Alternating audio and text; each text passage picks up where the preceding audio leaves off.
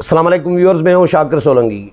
Viewers, chairman नैब की तकर्री के मामले पर हुकूमती जमातों के अंदर फड्डा पड़ गया है, डेडलॉक पड़ गया है। 2 जून से चेयरमैन नैब का जो ओहदा है वो खाली पड़ा हुआ है।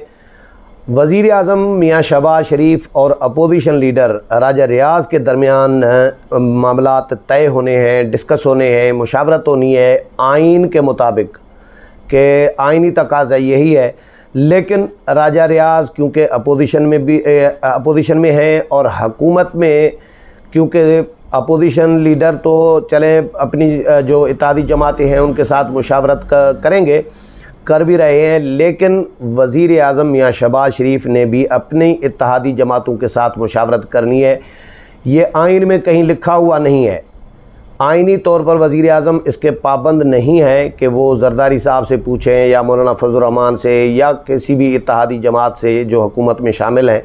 लेकिन एक अखलाकी एक रवायत डाली गई है पीपल्स पार्टी और नून लीग की तरफ से कि जो इत्तेहादी जमातें होती हैं, चाहे वो अपोजिशन में हों या चाहे हुकूमत में हों, तो उनके साथ भी मुशावरत की जाती है। उनसे भी नाम मांगा जाता है कि अगर हुकूमती जो जमात है एक जो लीड कर रही होती है, फ़र्ज़ करें यानी वज़ीर आज़म, अगर उनका कोई नाम ऐसा है जिस पे एतराज़ हो सकता है इत्तेहादी जमातों को, तो फिर उनसे नाम इसीलिए लिया जाता है कि कोई गैर मुतनाज़ा शख्सियत हो, कोई मौजून शख्सियत हो, कोई मुनासिब एतदाल पसंद बंदा हो जिस पे कोई इल्ज़ामात ना हो, साफ़ शफ़ाफ़ हो, बाकिरदार हो, तो वो कोई भी जमात दे सकती है, कोई अच्छा नाम आ सकता है, इसीलिए मुशावरत की जाती है।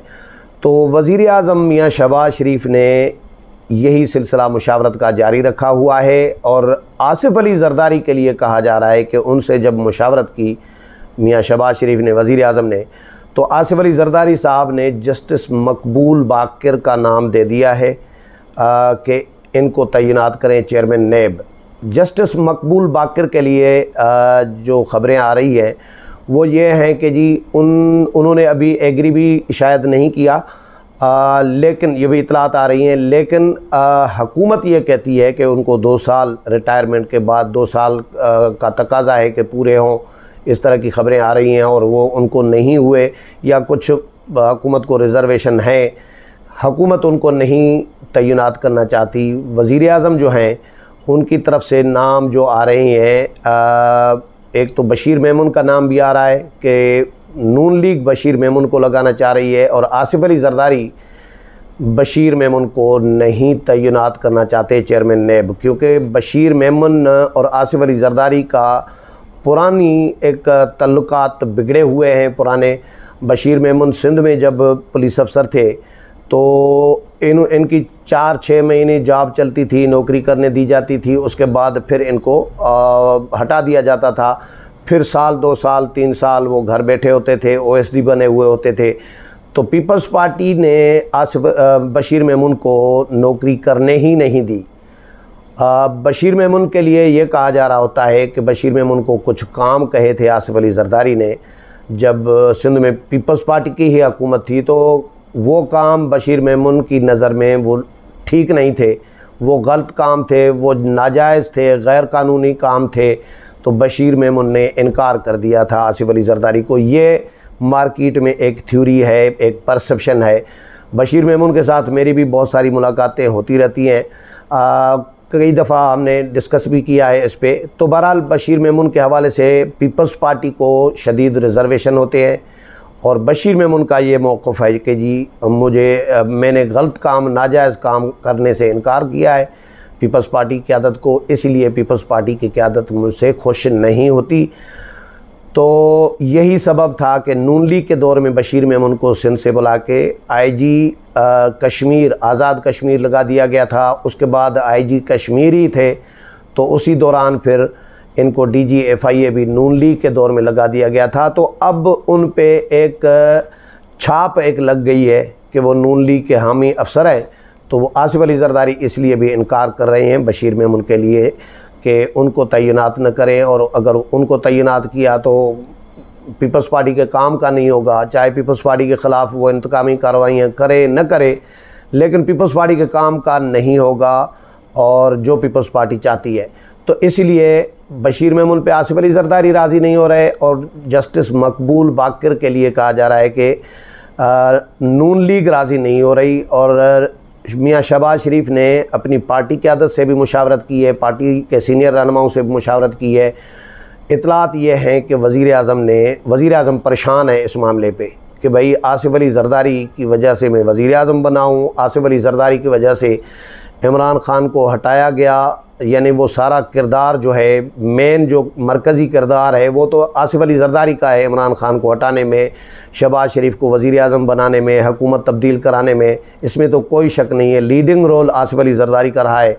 अब अगर आसिफ अली जरदारी की बात नहीं मानी जाएगी, उनका बंदा अगर रिकमेंड जो किया है उन्होंने वो अगर कंसीडर नहीं किया जाएगा तो आसिफ अली जरदारी नाराज़ होंगे तो हुकूमत नहीं चल पाएगी, अलग हो गए तो फिर हुकूमत धड़ाम से गिर जाएगी। तो इसमें नून लीग क़यादत और मियाँ शहबाज शरीफ सख्त परेशान है कि अब किस तरह करें। इनको ये भी आसिफ अली जरदारी को कहा गया है कि अदालत सुप्रीम कोर्ट उड़ा देगी जस्टिस मकबूल बाकर को, जो कानूनी तकाज़े हैं वो पूरे नहीं हैं उनके हवाले से, तो सुप्रीम कोर्ट उड़ा देगी। आसिफ अली जरदारी ने इनको कहा है कि आप लगाओ तो सही, आप तय्युनात करो, बाद में देखा जाएगा, अगर सुप्रीम कोर्ट ने उड़ा दिया तो फिर हम दूसरा कोई नाम कंसीडर करेंगे, लेकिन आप फ़िलहाल लगा दो। तो नून लीग जस्टिस मकबूल बाकर पे राज़ी नहीं हो रही। वैसे उसूलन होना तो अपोजिशन लीडर और वज़ीर आज़म के दरमियान है मुशावरत का सिलसिला। वो अपोजिशन लीडर ने नाम देने हैं मियाँ शहबाज शरीफ को, जो भी एक नाम, 2 नाम या 3 नाम दे दें, जितने नाम भी दे दें, वो पैनल भी देते हैं, 3 नामों का 6 नामों का पैनल दिया जाता है, उस पर फिर कंसीडर किया जाता है। वज़ीर आज़म उन नामों का जायज़ा लेंगे, इत्तेहादियों से मुशावरत करेंगे, अपनी पार्टी से मुशावरत करेंगे, पार्टी क़यादत से, और उनमें देखा जाएगा कि अगर जो नाम होंगे उनमें उनके किरदार का जायज़ा लिया जाएगा। एक तो पहली अभी तो ISI के हवाले भी कर दिया है, आपको पता होगा कि अफसरान की तय्युनाती या ट्रांसफ़र पोस्टिंग बड़ी जो है उसका नोटिफिकेशन एक जारी हुआ है वज़ीर आज़म ने के हुक्म पर कि ISI छानबीन करेगी, जांच पड़ताल करेगी उस अफसर के बारे में।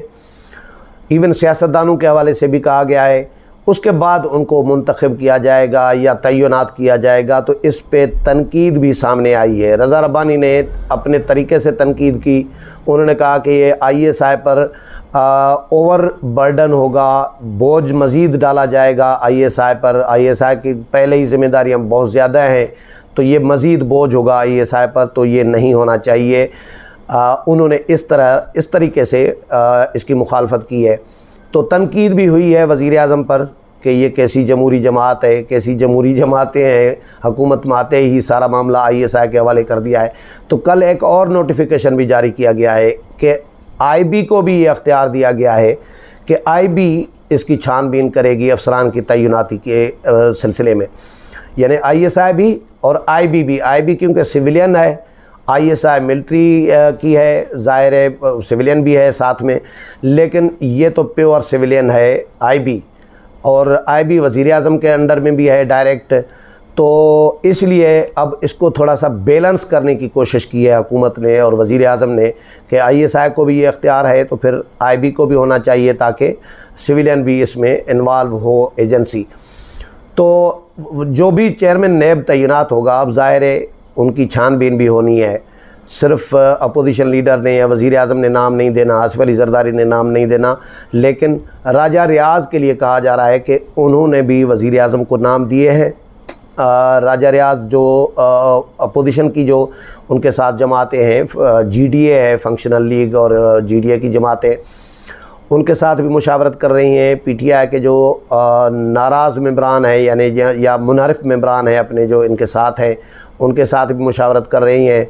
जमात इस्लामी है वो भी समझे अपोजिशन में ही है, उनका एक मेंबर है। तो राजा रियाज़ के बकौल कि वो अपनी इत्तेहादी जमातों से, अपोजिशन जमातों से मुशावरत कर रही हैं इस सिलसिले में, और हुकूमत को इन्होंने कहा है कि एक नाम नहीं बल्कि पूरा पैनल दिया जाए, कुछ ज़्यादा नाम हो, 3 हो 6 हो, ताकि इनका जायज़ा लिया जाए, कोई मुनासिब शख्स जो है चेयरमैन नेब लगाया जाए।